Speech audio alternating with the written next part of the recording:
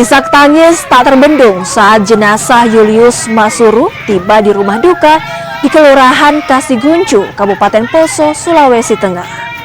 Julius tewas usai ditikam pelaku yang sebelumnya sempat terlibat duel. Korban sempat dilarikan ke puskesmas, namun sayang nyawanya tak tertolongkan.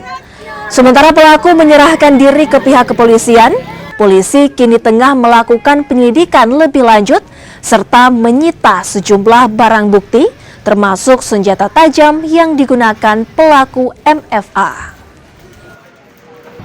Kemudian menghampiri tersangka yang pada saat itu masih berada di bengkel dengan temannya yaitu MFI.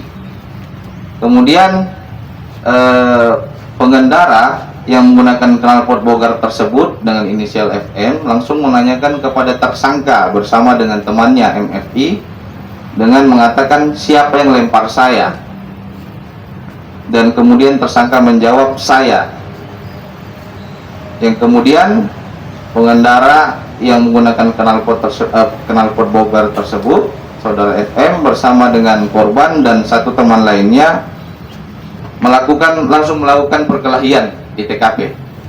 Ya, setelah terjadi perkelahian, saat itu tersangka